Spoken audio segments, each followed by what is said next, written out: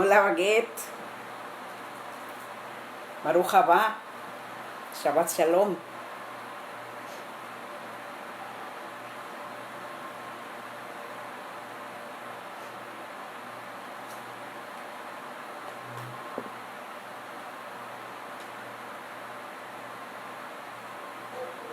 Hoy le ganaste a Livia, Baguette. Melita, buenas noches.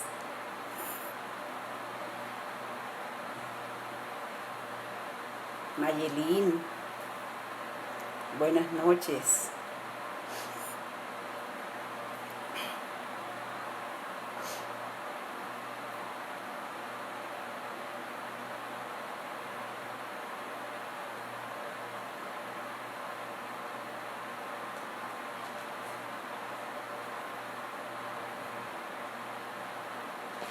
Hernán, hola.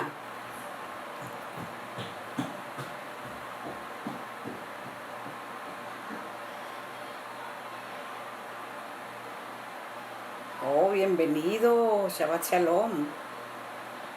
Bienvenidos. Amén, Mayecita.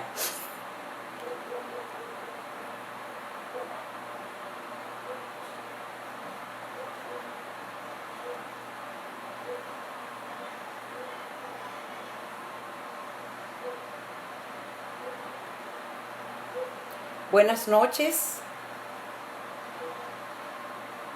Shabbat Shalom desde Colombia para todos aquellos que están fuera de su tierra en este momento. Le damos gracias al eterno Dios de Israel que pelea nuestras batallas, que Él está peleando por nosotros en este tiempo. Hoy te adoramos, Señor, amado, Dios de los ejércitos, porque tú eres bueno, porque tú eres grande, porque para siempre es tu misericordia. Porque este es el día que tú hiciste y en él nos hemos alegrado y gozado. Hoy queremos honrarte, reconocer que tú eres el soberano, que tú eres quien gobierna sobre la tierra, que no hay nada que esté fuera de tus manos y de tu control. Y nosotros nos gozamos por conocer esta verdad, por saber que nuestra vida está en tus manos, que nadie nos va a arrebatar de allí. Hoy proclamamos tu grandeza, tu señorío, tu majestad, tu gloria, tu hermosura, tu fidelidad, tu bondad. Gracias te damos por permitirnos entender tu palabra. Y nuevamente menciono Daniel 12:3, que los entendidos resplandecerán como el firmamento. Aquellos que entienden tu palabra serán personas que van a resplandecer. Te alabamos, Rey maravilloso, y te damos muchas gracias en el nombre de Jesús. Amén. Saluda a los que están llegando. George, Joan, Luquitas, Angélica, familia Mejía Sánchez. Bienvenidos. Bueno, qué rico, vamos a aprovechar esta noche. Vamos a mirar un panorama el panorama profético. Hay algunas personas que han visto los videos y no tienen un panorama general de lo que ha sido la historia, y yo quiero que hoy nos ubiquemos en la historia y en el momento en que nos encontramos. Les doy una bienvenida muy cariñosa. Me da mucho gozo compartir en esta noche esta palabra tan preciosa. Saber que el Señor está con nosotros, que Él nos está cuidando. Los canadienses con frío y nosotros aquí en la costa con calorcito. Bueno, entonces comenzamos nuestro panorama desde el Edén. Dios creó al hombre y a la mujer y los colocó en un lugar placentero. La palabra Edén en hebreo se pronuncia igual y significa placentero. Entonces Dios colocó al hombre y a la mujer en un lugar que era una delicia, llamado el Edén, el paraíso. Ok, estamos volviendo un poquito. Luego el hombre cae y toda la humanidad queda perdida por la herencia que traemos desde Adán. Sin embargo, Dios diseñó ahí mismo en el capítulo 3 de Génesis un plan de salvación para la humanidad, cuando en el versículo 3 le dice a la serpiente, que fue quien engañó a Eva, le dice: pondré enemistad entre ti y la mujer, entre tu simiente y la simiente suya. Tú le herirás en el calcañar y ella te herirá en la cabeza. Ahí ya dando por sentado que él ya tenía un plan de salvación para la humanidad. Pasan 2000 años de historia. Todo esto lo encontramos en los 12 primeros capítulos de Génesis, hasta que en el capítulo 12 el Señor llama a Abraham con un propósito. Un hombre que venía de Ur de Caldea, en lo que hoy día es Irak. No, perdón, lo que hoy día es, sí, Irak. Ahí quedaba la tierra de los caldeos, de donde era Abraham. Dios lo llama, le dice: deja tu tierra y tu parentela y vente a una tierra que yo te mostraré. Abraham llega a esa tierra que se llama Canaán. Es diferente a Caná y es diferente a Cam. Caná es un lugar en la tierra de Israel, que es un pueblo árabe donde el Señor Jesús hizo su primer milagro transformando el pan y el vino. Pero Canaán era la tierra a donde llegó Abraham a establecerse. Luego Abraham comienza a multiplicarse a través de su hijo, sus nietos, toda su descendencia, hasta que se llega a Jacob, y los hijos de Jacob, empezando por José, son llevados a Egipto, y allí comienza Dios realmente a formar el pueblo de Israel, partiendo de 71 personas. El pueblo de Israel dura 400 años. Entre el Edén y Abraham, según el relato bíblico, pasan 2000 años. No es necesario entrar en discusiones con la ciencia que dice que la Tierra tiene millones de años. Es probable que sea así, pero nosotros vamos a mirar solamente la parte del relato bíblico, que comienza con Adán. 2000 años pasan hasta que llega a Abraham, y comienza Dios a formar su pueblo.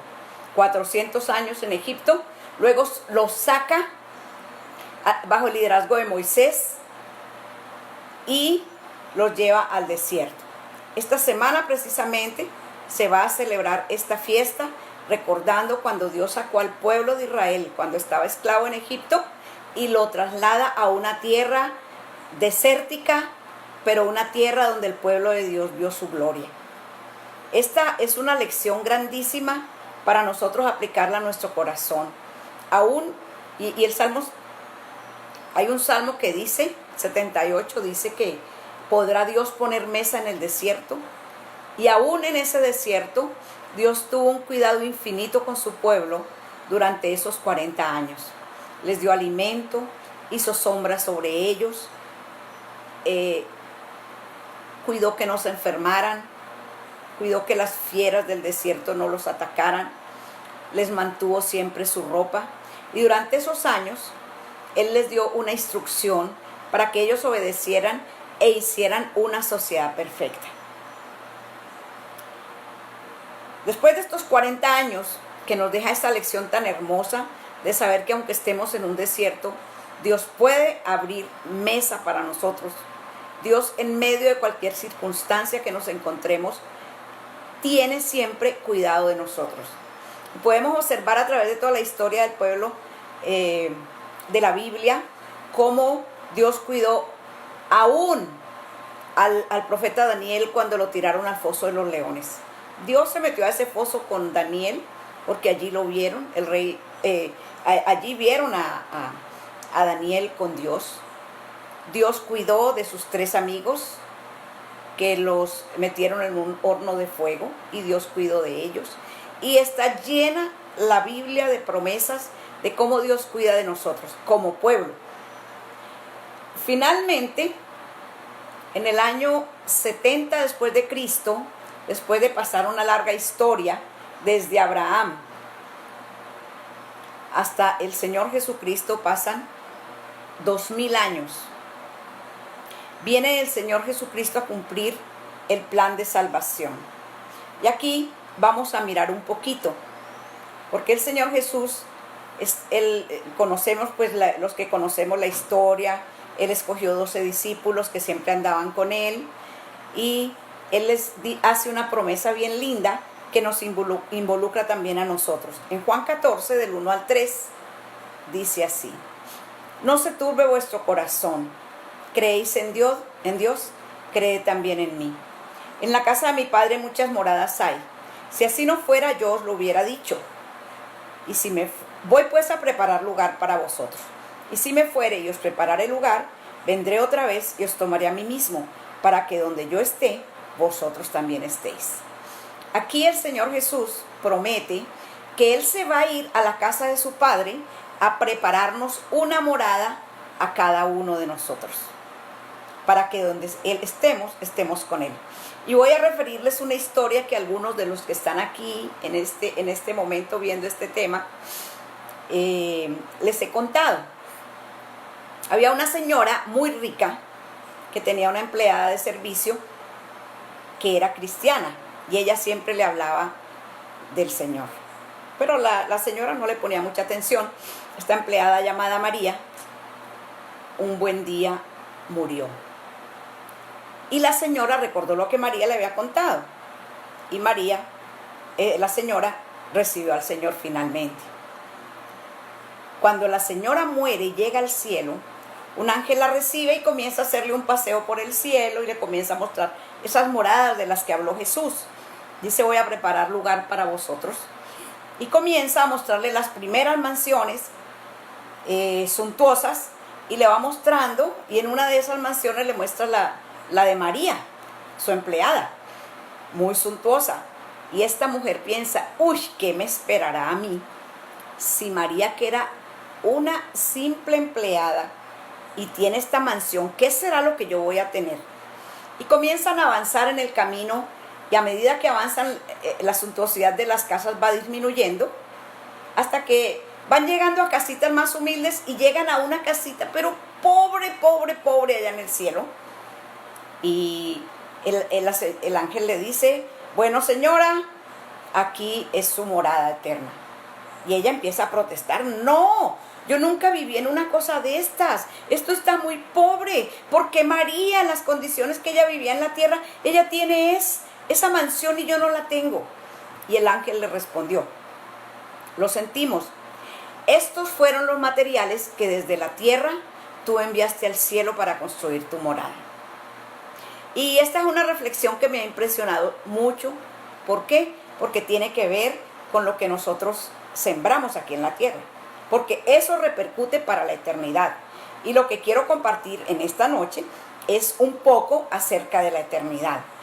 Esta mujer María, a todo el que podía le hablaba del Señor, y ella fue haciendo tesoros en el cielo, como enseña el Señor Jesús.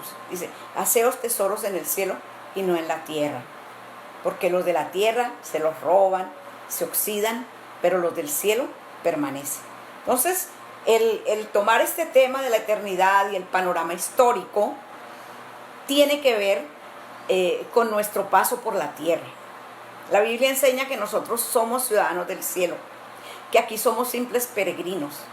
Y este tiempo de reflexión, de cuarentena que la mayoría estamos viviendo, es un tiempo donde nosotros ponemos en nuestro corazón qué realmente es lo importante, qué realmente vale la pena en la vida para dedicar nuestra dedicación, nuestro esfuerzo, nuestro trabajo. Nos hemos dado cuenta que hay cosas importantes que vale la pena vivir por ellas, como es el privilegio de tener una familia, tener un techo donde refugiarnos, tener una provisión que Dios nos da y que nunca faltará de alguna manera, porque Dios cumple sus promesas. Joven fui y envejecido, y no he visto justo desamparado ni su descendencia que mendigue pan. En esa travesía del pueblo de Dios, a través de toda la historia de la Biblia, llegamos a ese punto en que el Señor Jesús dice que Él va a ir a construir una morada para nosotros, donde el Padre está, para que nosotros también estemos allí. Hay un requisito para ser beneficiarios de ese tipo de vivienda, y dice Romanos 4:25, el cual fue entregado por nuestras transgresiones y resucitado para nuestra justificación. El Señor Jesús, dentro de ese panorama eterno, vino a cumplir su misión, y la misión de Él era morir por nuestros pecados, pero resucitar para nuestra justificación. En el antiguo pacto, el sacerdote ofrecía el sacrificio por toda la nación el día de Yom Kippur, que es el día de expiación, y si el sacerdote salía del lugar santísimo después de ofrecer el sacrificio vivo, era porque Dios aceptaba ese sacrificio. Asimismo ocurrió con Jesús, Yeshua HaMashiach, nuestro Mesías, que Él resucitó dando la señal al Padre que nosotros habíamos sido justificados por Él. Ahora, ¿por qué en nuestro caminar nosotros necesitamos andar en obediencia? Si ya el Señor Jesús nos justificó. Porque en la medida que nosotros caminamos con el Padre, con Jesús, nosotros vamos entendiendo más esa dimensión espiritual a la que Jesús quiso que nosotros llegáramos.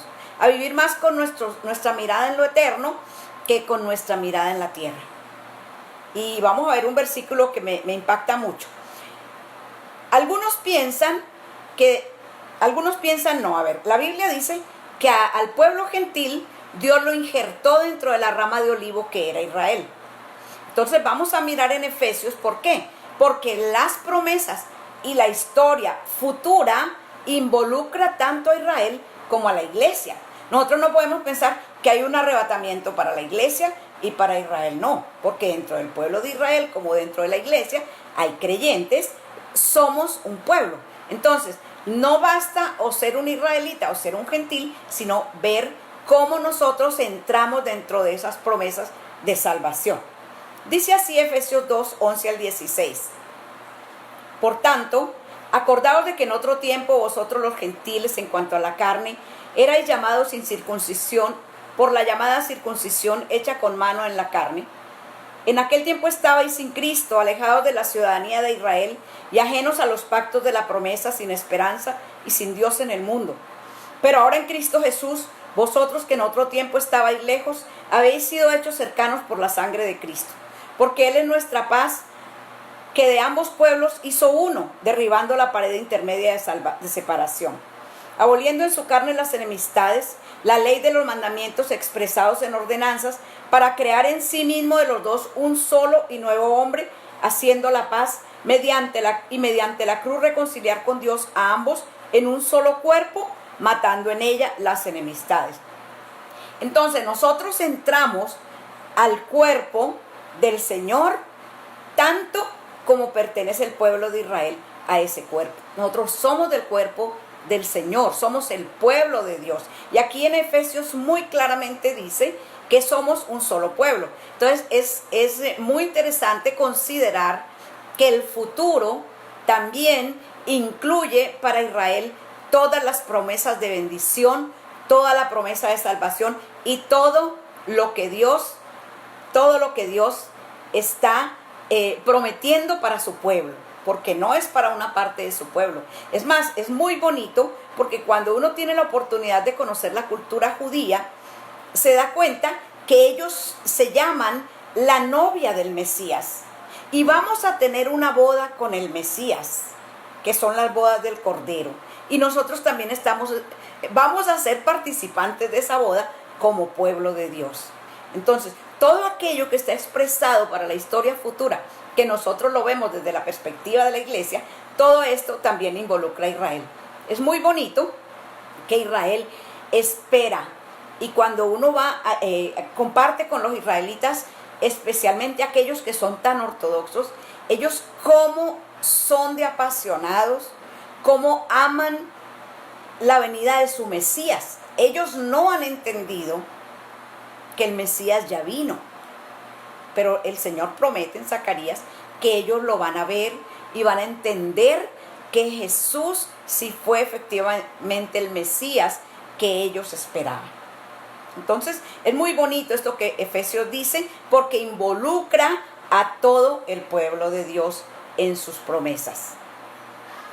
Cuando el Señor Jesús resucita, luego de la fiesta de Pascua, de Pesaj, que es la semana entrante, recordando la salida de Egipto, a los 50 días, Él manda al Espíritu Santo a un grupo que está celebrando la fiesta de Shavuot o Pentecostés. 50 días después están celebrando esa fiesta y allí llega el Espíritu Santo y llena un grupo de 120, comenzando una nueva etapa. Como les digo, ya según Efesios 2, un solo pueblo. Es muy bonito que la iglesia del primer siglo era en el pueblo de Israel.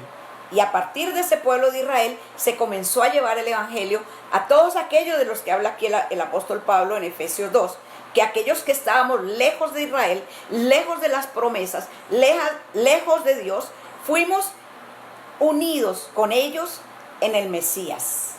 En el Mesías fuimos unidos. Entonces, aquel día de Pentecostés, el apóstol Pedro y todos salen a la plaza. Ellos están en un lugar que es alto, en el monte Sión, donde estaban ellos celebrando la fiesta. Y el apóstol Pedro, como 3 veces al año el pueblo, los varones tenían que ir a Jerusalén a celebrar la fiesta de Pascua, la de Shavuot, que es Pentecostés, y la de Sukkot, que es la de los tabernáculos. Entonces Pedro se levanta y ahí estaban los varones de todo Israel. No estaban todos, pero venían los varones de todo Israel a celebrar la fiesta en orden al mandato de Deuteronomio 16:16. Entonces vienen a celebrar y el apóstol Pedro se levanta y expresa algo bien bonito que nos involucra a nosotros. Dice en Hechos 2:17: y en los postreros días, dice Dios, derramaré de mi espíritu sobre toda carne, y vuestros hijos y vuestras hijas profetizarán, vuestros jóvenes verán visiones, y vuestros ancianos soñarán sueños. El apóstol Pedro trae ese pasaje de Joel 2:27, donde dice exactamente el Señor que en los postreros días iba a derramar su espíritu sobre toda carne. Entonces, comienza una nueva relación con Dios, no a través de una ley escrita en tablas de piedra, sino una ley escrita en el corazón por el Espíritu de Dios, que iba a ser derramado sobre toda carne. Y como dicen algunos profetas en el Antiguo Testamento, para que la ley estuviera en nuestro corazón y nosotros pudiéramos hacerla desde adentro, no desde afuera. Comienza esta nueva dimensión que se llamó tradicional y teológicamente la época de la iglesia. Por un tiempo, Dios oculta a Israel como pueblo, porque Israel es esparcido, Israel es enviado a todos los rincones de la tierra, mientras Israel como pueblo, como nación, porque el pueblo de Dios sigue allí en sus promesas, pero con el propósito de que las naciones gentiles tuvieran esa luz de conocer al Señor de los ejércitos, al Dios de Israel. Finalizando esta etapa de la iglesia, Dios nuevamente junta a los dos pueblos. Y en 1948, Dios restaura al pueblo de Israel como nación.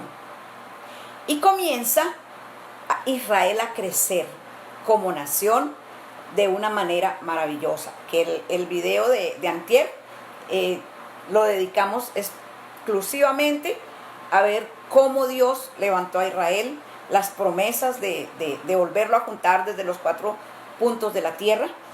Y a partir de ese momento comienza una cuenta regresiva en la historia de la humanidad.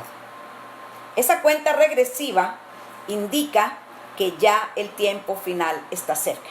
¿De dónde sacamos esto? Mateo 24, les recomiendo que se lo lean completo. El Señor dice: de la higuera aprended, cuando ya sus ramas están tiernas, es porque el verano está cerca. Cuando veáis todas estas cosas, es porque el tiempo está cerca. Y en el video sobre Israel, explico que Israel es la higuera, y que cuando esa higuera empieza a florecer, es porque todas las cosas que el Señor había anunciado en Mateo 24 se iban a dar y se van a dar. Y estamos viendo delante de nuestros ojos muchas de las cosas que Dios prometió, incluso al comenzar este año, terremotos, hambres. Esos incendios que aparecen al final del libro de Joel, literalmente dice que las bestias del campo huyen por los incendios que hay en los campos. Al final de Joel, los incendios que vimos en el Amazonas, en Australia, todos estos eventos que hemos contemplado con nuestros propios ojos este año. Mire, hace un mes, ninguno de nosotros se imaginaba de lo que íbamos a vivir hoy, 3 de marzo de 2020. Pero todo esto está dentro de ese panorama profético que va a haber. Oiréis de guerras, de rumores de guerras, de pestes, de epidemias, de terremotos. En Lucas dice que habrá terror, que la gente estará angustiada por ver el bramido del mar. Hemos visto muchas cosas, especialmente este año, y no llevamos sino 2 meses y 3 días. Entonces ya estamos en la cuenta regresiva para el siguiente evento profético, que es el arrebatamiento. Ha habido gente últimamente que ataca este concepto del arrebatamiento, que eso fue un invento de la Iglesia Católica hace 200 años, que eso es que los cristianos no quieren sufrir más en la tierra y se inventaron eso del arrebatamiento. Pero lo que está en la Biblia está escrito. Y dice así, Primera de Tesalonicenses 4, 13 al 18. Literalmente dice que vamos a ser arrebatados. Tampoco queremos, hermanos, que ignoréis acerca de los que duermen, para que no os entristezcáis como los otros que no tienen esperanza. Porque si creemos que Jesús murió y resucitó, así también traerá Dios con Jesús a los que durmieron en él. Por lo cual os decimos esto en palabra del Señor, que nosotros que vivimos, que habremos quedado hasta la venida del Señor, no precederemos a los que durmieron. Porque el Señor mismo, con voz de mando, con voz de arcángel y con trompeta de Dios, descenderá del cielo. Y los muertos en Cristo resucitarán primero. Luego nosotros los que vivimos, los que hayamos quedado, seremos arrebatados juntamente con ellos en las nubes para recibir al Señor en el aire, y así estaremos siempre con el Señor. Por tanto, alentaos los unos a los otros con estas palabras. ¿Qué dice acá? Que vamos a ser arrebatados. Y los que ya durmieron en el Señor, nos vamos a encontrar con ellos en el cielo y nos vamos a ir a estar con el Señor. ¿En qué momento va a ocurrir esto? En cualquier momento. Porque cuando el Señor Jesús comienza a describir los eventos del último tiempo, dice, pero no se preocupen que este no es el fin. Esto es apenas principio de dolores. Anoche yo les decía que lo que estamos viviendo es un simulacro de lo que va a vivir la gente en la gran tribulación, siendo gobernados por un estado policío, por un líder cruel. Y dice algo muy interesante, dice, el Señor mismo con voz de mando, con voz de arcángel y con trompeta de Dios descenderá del cielo. Y que nos vamos a encontrar con el Señor en las nubes. ¿A dónde nos va a llevar? No sabemos, pero va a sonar una trompeta que nos va a llevar. Y dice Primera de Corintios 15, 51 al 52. He aquí os digo un misterio. No todos dormiremos, pero todos seremos transformados. O sea, no todos nos vamos a morir, pero sí vamos a ser transformados. En un momento, en un abrir y cerrar de ojos, a la final trompeta, porque se tocará la trompeta, y los muertos serán resucitados incorruptibles, y nosotros seremos transformados.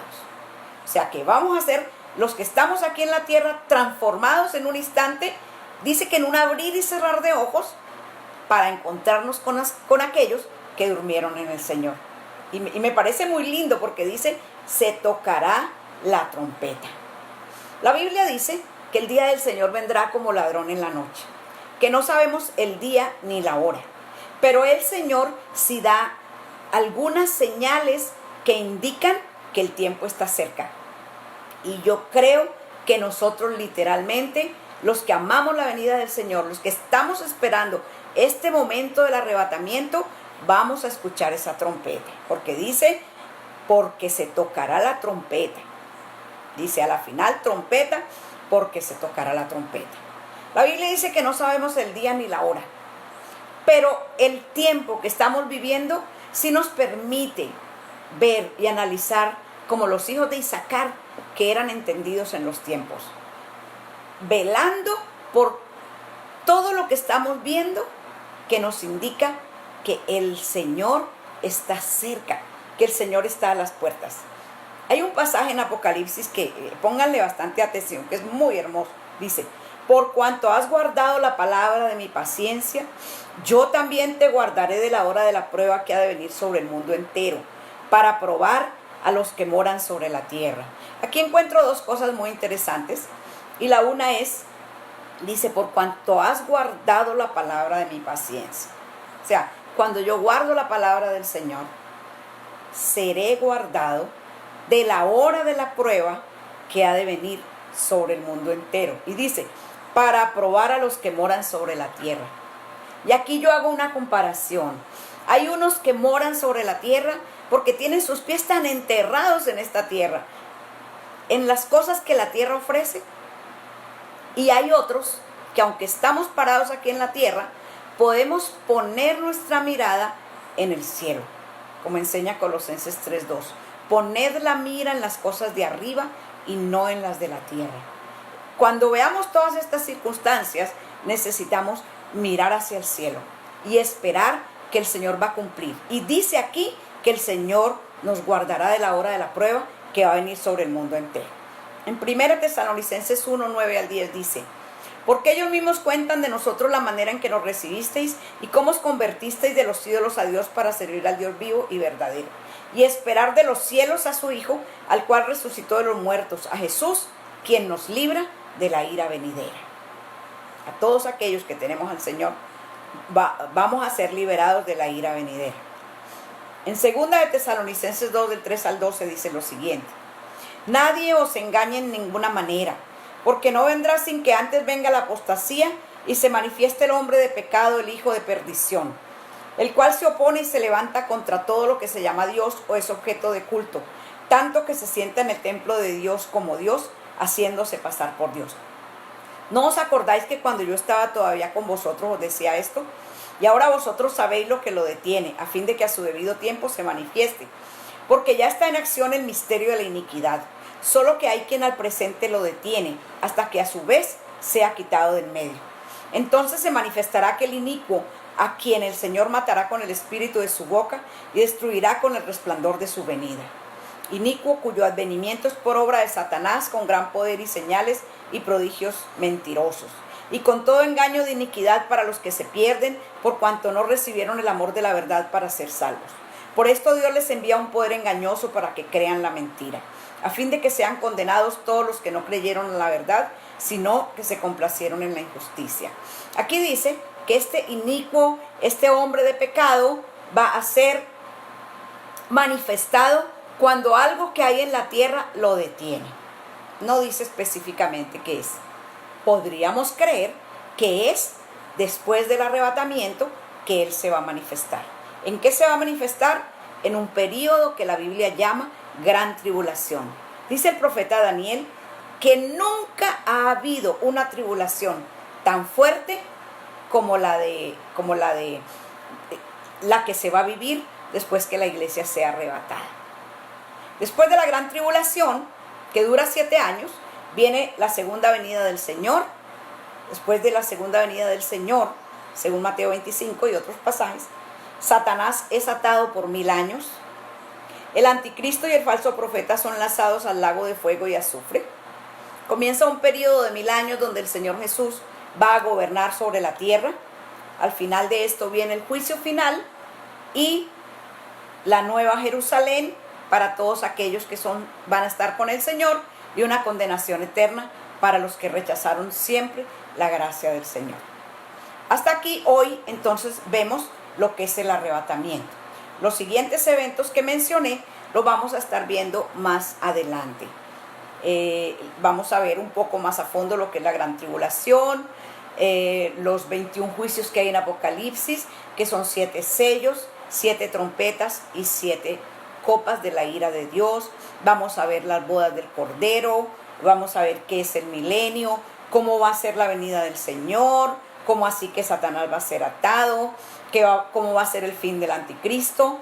cómo va a ser el tiempo del milenio, cómo va a ser el juicio final, pero ese no es el juicio para los no creyentes. El juicio final es para los que no son creyentes. Y la Nueva Jerusalén. No sabemos cuánto tiempo vamos a estar en cuarentena. Así que mientras tengamos este tiempo que podemos apartar sin tanto compromiso en la calle, yo les animo a que sigamos conociendo un poquito más, edificándonos. Aquí hay personas que han sido mis maestros, aquí escuchando hoy, personas que me han enseñado este tema y lo dominan y lo conocen. Sin embargo, hay unos que apenas están incursionando en el estudio de este tema. Hay otros que han sido alumnos míos donde horas y horas hemos estudiado todo este tema profético, hemos estudiado el Apocalipsis capítulo por capítulo. En fin, yo podría decir que llevo 46 años apasionada con este tema. Es lo que más me apasiona y por eso disfruto tanto estas noches que podemos encontrarnos sin tanto acelere, sin tanto afán, y pues aprovechando con sabiduría este tiempo de cuarentena donde Dios nos manda a estar en casa, donde Dios nos manda a quedarnos quietos y qué bonito poder disfrutar de estudiar la palabra juntos. Les doy muchas gracias por haber entrado en esta noche. En el nombre de Jesús bendigo cada familia que está aquí representada y vamos a hacer una oración de gracias al Padre. Eterno y maravilloso Dios, te damos gracias porque en este panorama histórico que vimos hoy de la Biblia, porque empezamos desde Génesis y llegamos a Apocalipsis, lo que vemos para nosotros es un plan de salvación y de disfrute eterno contigo. Gracias por la bendición tan preciosa de estar contigo, de compartir con hermanos que amamos desde hace muchos años y que tenemos un pasado común y que nos espera un futuro común. Al lado tuyo, Señor, nuestro Maestro, nuestro Hacedor. Gracias porque tú cuidas de nosotros, porque nada va a ocurrir en nuestra vida que esté ajeno a tu control, a tu voluntad, a tu poder.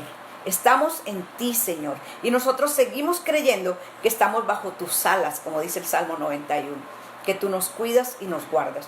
Oh Dios, que cada familia que está aquí representada tenga esa cobertura de bendición y de protección tuya, esa provisión que tú prometes al justo, ese cuidado con cada uno de tus hijos y de los hijos de sus hijos, como dice Deuteronomio, hasta 1000 generaciones. ¿Cómo no agradecerte tu amor, tu misericordia, tu bondad?